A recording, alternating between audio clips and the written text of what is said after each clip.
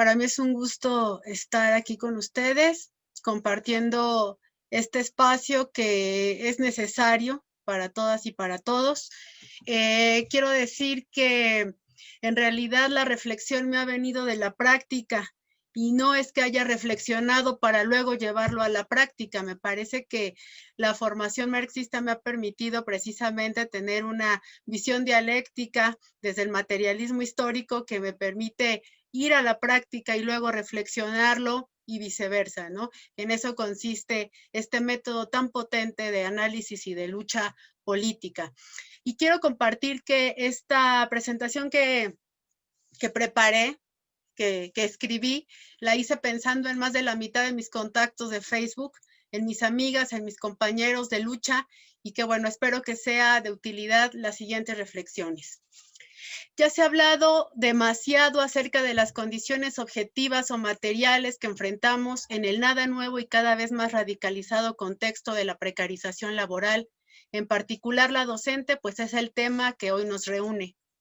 Desde luego que las condiciones de precarización laboral se han generalizado, llegando prácticamente a todos los sectores productivos. Sin embargo, en esta ocasión solo me referiré a uno de los sectores que expresa con toda claridad el modo en que se han agudizado los efectos del neoliberalismo y desde luego el fin del estado de bienestar. Hablo de los trabajadores y trabajadoras docentes de la educación media y superior. En particular abordaré el ejemplo de las y los profesores de asignatura, de las preparatorias y universidades públicas, quienes, además de vernos obligados a aceptar contratos por semestre o cuatrimestre, y en la mayoría de los casos, en la más tremenda incertidumbre laboral, experimentamos la depreciación de nuestros grados y títulos universitarios, entre otras cosas, por la proliferación de universidades privadas de baja calidad que ofrecen enormes facilidades para cursar licenciaturas y posgrados con contenidos curriculares muy diluidos y múltiples modalidades de titulación. Así, lo mismo vale un título de la UNAM, UAM o Politécnico o cualquier universidad pública estatal que exige 4 o 5 años de estudio, asistiendo diario en el caso del sistema presencial y con una carga curricular bastante seria, que un título de una universidad privada que pagó por un reboe y que solo exige a sus estudiantes asistir los sábados 3 horas o de plano no asistir porque es en línea y luego pagar por un seminario de titulación. De las maestrías y doctorados ni hablemos porque ya sabemos el tipo de facilidades que les dan a las y los estudiantes a cambio de promoverlos en bolsas de trabajo. Tales circunstancias tienen consecuencias sociales y políticas, además de las económicas, para cada uno de los docentes, pues la educación como promesa de progreso y de movilidad social es incumplible en el contexto de un Estado neoliberal. Pero en términos de organización política, las consecuencias son también muy desalentadoras, pues no tener un centro de trabajo no solo impide la convivencia con las y los compañeros, sino que también dificulta mucho la posibilidad de organizarse. No hay espacios en común, no hay horarios compartidos, ni ocasiones para convivir fuera del entorno laboral, por lo que discutir o siquiera comentar acerca de situaciones de injusticia en el trabajo se torna muy difícil, más aún la posibilidad de organizarse para exigir mejores condiciones de trabajo. Y me remití al desmantelamiento del estado de bienestar, porque fue durante ese periodo de la vida económica de nuestro país que se vivió una intensa movilidad social. Para una familia de obreros era perfectamente posible enviar a sus hijos a la universidad, quienes ya no serían obreros, sino el médico de la familia o el abogado de la familia o la maestra o el arquitecto, etcétera, con todo y las connotaciones sexistas que hoy no trataré. De aquí que quedara la idea en el imaginario colectivo de que había que estudiar para ser alguien en la vida, que una carrera o licenciatura garantizaba tener un buen trabajo y por lo tanto una vida estable y decorosa. Durante ese periodo así fue y por eso para una generación como la nuestra, hablo de las famosas y famosos treintañeros que nos acercamos al cuarto piso, provenientes de una familia pobre, con poco capital cultural y poco o nulo capital social, en el sentido burdiano, la recomendación por parte de nuestras mamás y papás de estudiar era una constante y hoy en día aún lo es. Sin embargo, al cambiar el patrón de acumulación del capital con la implementación del modelo neoliberal, aquel estado de bienestar que vivieron hace 40 años se acabó. Y lo que vivimos hoy son las consecuencias de 40 años de neoliberalismo. Es decir, 40 años de escuchar que lo importante es la competencia, 40 años de oír que necesitamos actualizarnos constantemente, al extremo de que hay universidades privadas donde exigen a los doctorantes que su bibliografía no sea anterior a 5 años. Y todos aquí sabemos lo que eso significa en términos de la producción y reproducción del conocimiento emancipador y libertario. 40 años de escuchar acerca de la responsabilidad individual, si de educación, salud y seguridad social se trata, y todo como parte de un discurso dominante que descarga al Estado de su responsabilidad y de sus obligaciones. En resumen, 40 años de reproducir con prácticas egoístas que apelan al esfuerzo y al sobreesfuerzo individual, con una aspiración que difícilmente lograremos. Tener un trabajo estable, una jubilación, ya no digamos digna ni suficiente, certidumbre, una casa propia, etc. Y menos aún, digamos, si se trata de dedicarnos a la academia, donde esos 40 años también se manifestaron construyendo castas de profesores, investigadores muy bien pagados y con grandes beneficios, y a quienes en su mayoría, y con honrosas excepciones, se les olvidó que son trabajadores y se llamaron a sí mismos académicos. Por eso se habla de 3 sectores en las universidades, como si los profesores o académicos no fueran trabajadores.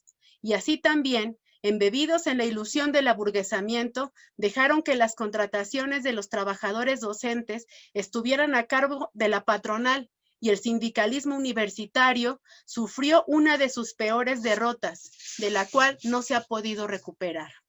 Y de ahí provienen los concursos de oposición, los escalafones, la división. Siempre la división, porque ¿a qué patronal le conviene un sindicato único en el que todos los trabajadores gocen de los mismos derechos laborales?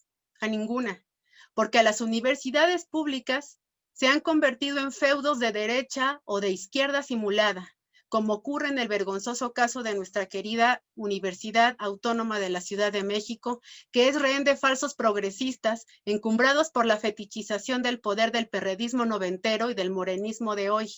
Porque nuestra universidad, y sí, nuestra, aunque les pese, porque la pagan las y los trabajadores de este país y por lo tanto es un bien público, está en las garras de aquellos por quienes, de haber podido, habrían entregado la huelga de la UNAM en el 99, aunque ahora noten ese movimiento en su currículum político.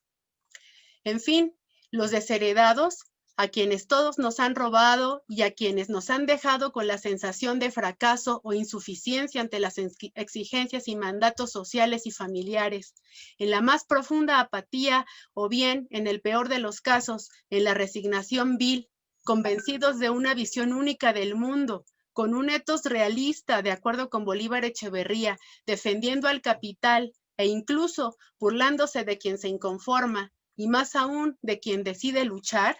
Por ejemplo, tenemos esa tragicomedia llamada Becarios CONACYT sin censura, página facebookera donde los futuros doctores y maestros del país en todas las áreas del conocimiento celebran la titulación de alguno con una sugerencia para trabajar en algún Oxxo donde sí están contratando, porque ni en las universidades que los formaron, ni en los laboratorios que se apropiaron de sus investigaciones realizadas como becarios, lo harán.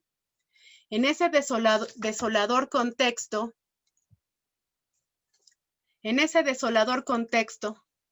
¿cómo dignificar nuestro trabajo? ¿Cómo pensarnos como trabajadores con derechos expropiados y por los que hay que luchar? ¿Cómo nos organizamos si no tenemos un tiempo completo, ni siquiera permanente? Tortura a la locura. En caso de que sigan mis indicaciones, me tendré Aunque nunca tenía la certeza, ahí tuvo del miedo antes de terminar, que genero publico este mensaje. el momento que aparezco contra las sombras y en tu mente me conecto. Gracias. Luché Somos por tu vida pareja, y no perdón. sé parte de mí. Olvidamos Esencia, los veranos. de esencia me escabullo y aparezco detrás tuyo. Huye todo lo que quieras porque Soy la encuesta y es de 2020, voto por el pene.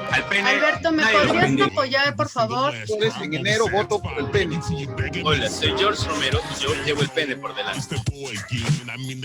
Buena tula town, buena tula town, buena tula town, buena tula town. Alberto, ¿me podrías apoyar, por favor?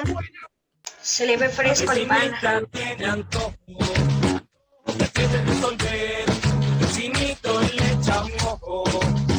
Este 26 de enero voy por el pene. Alberto, ¿podrías apoyarme, por favor? O tú, por favor. Leti, también tú tienes. Si quieres, soy reconche, la reputa, la meca, la teca, la seca, la teca, la tú, tortoleta, la tienes chimeca, la manteca, la... ¿sabes? Tienes la página. Alberto, como anfitrión, ¿me podrías apoyar, por favor?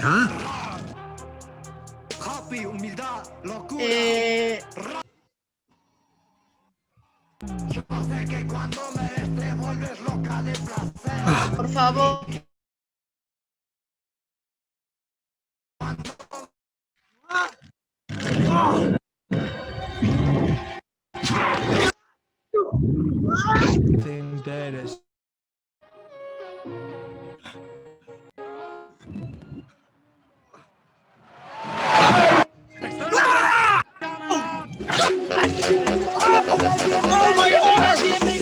Compañeros, yo creo que voy a detener un momento la grabación, no sé a quién le dimos acceso que nos está boicoteando porque es alguien a quien le dimos acceso, no es alguien a quien no se le haya dado acceso, entonces bueno, pues es muy significativo.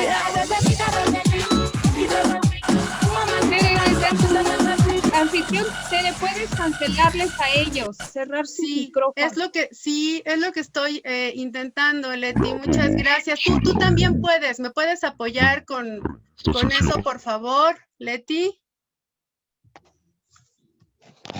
Yo, these motherfuckers.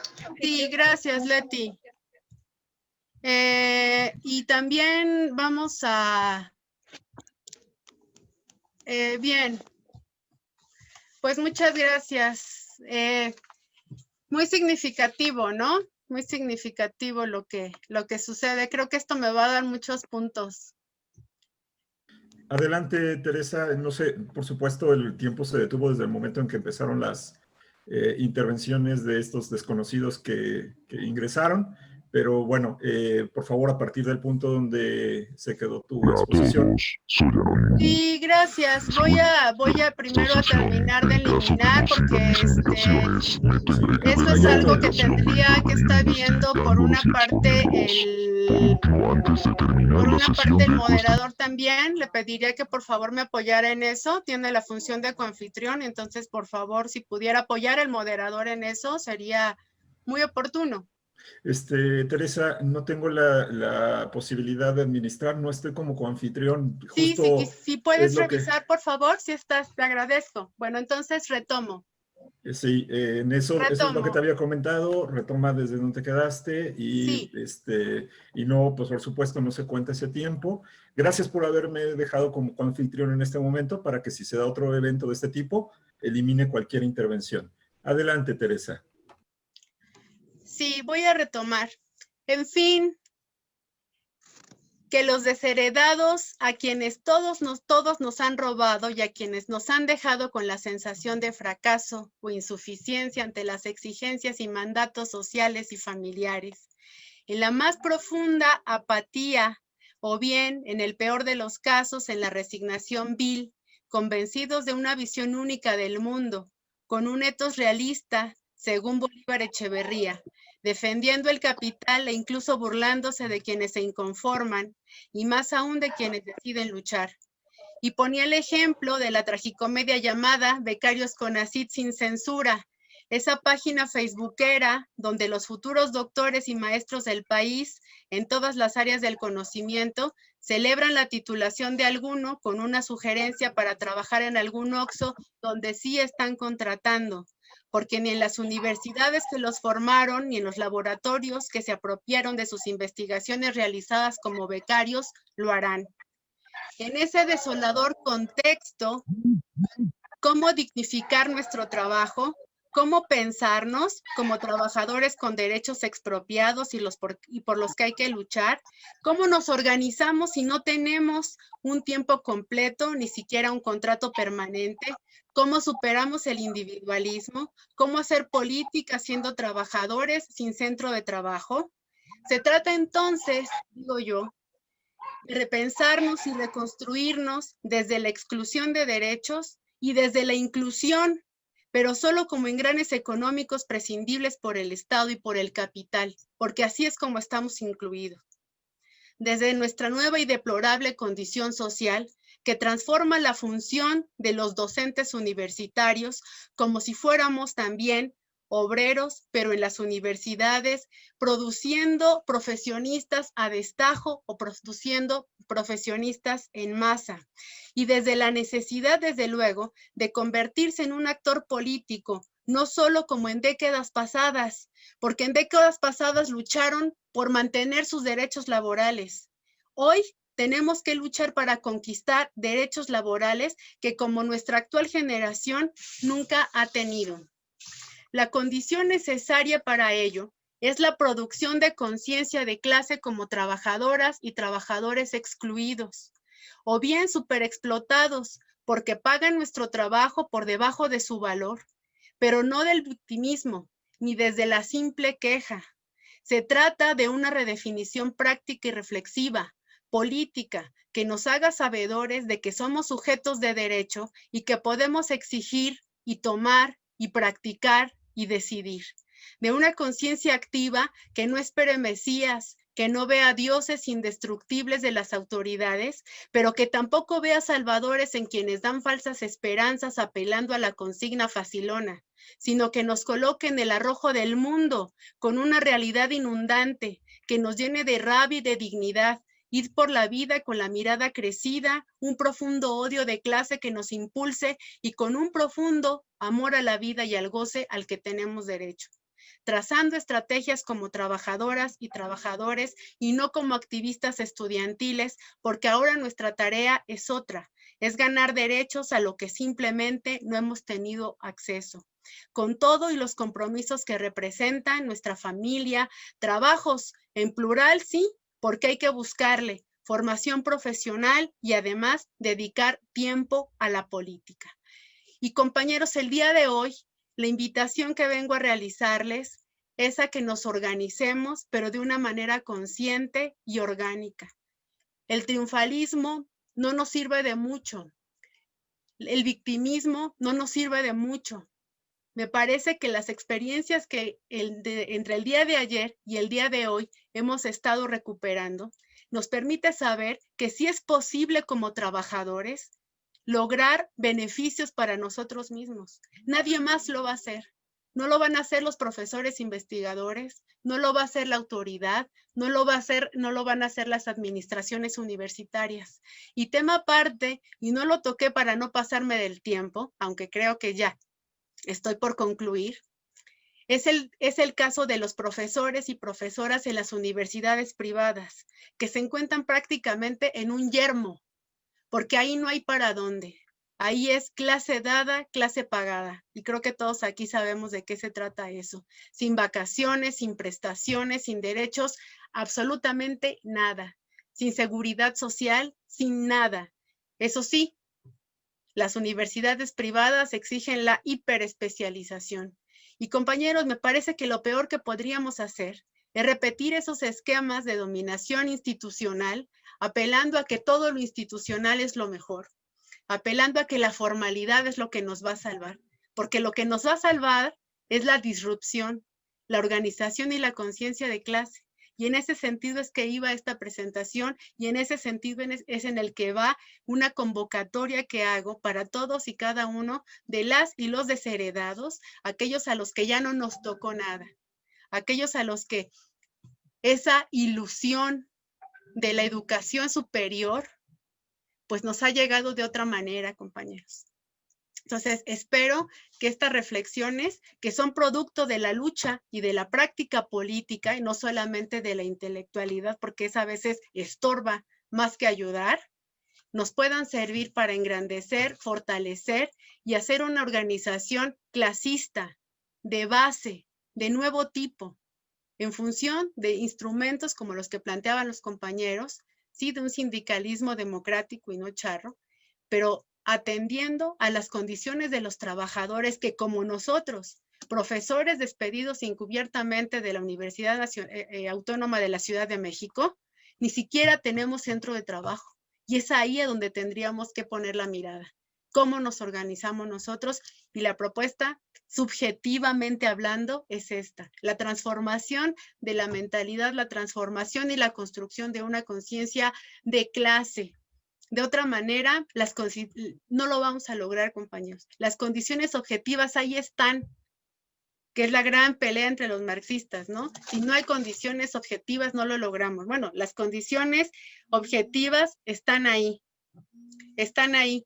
Pues ahora lo que necesitamos son las condiciones subjetivas. Así que bueno, compañeras y compañeros, el día de hoy los invito a que pensemos y a que reflexionemos desde la clase en la que nos tocó estar, desde ahí, no desde el victimismo, que sea el odio de clase el que nos levante. Esa sí es una invitación que les hago, no la formalidad y no el intento de conciliar, porque ni los explotadores ni los dominadores concilian. Nosotros no tenemos por qué hacerlo.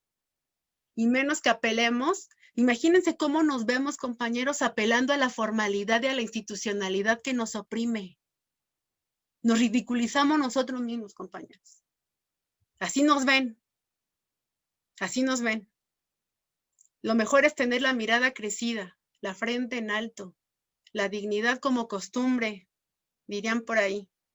Así que dejo ahí mis reflexiones. Me encantó la interrupción, no porque sea fanática de las interrupciones, sino porque eso crea expectativa. Así que les agradezco a los hackers. Bienvenidos a los que tuvieron el ánimo de mandarnos visitantes en lugar de habernos visitado ellos. Así que muchas gracias por la oportunidad y pues a darle, compañeras y compañeros. Muchas gracias.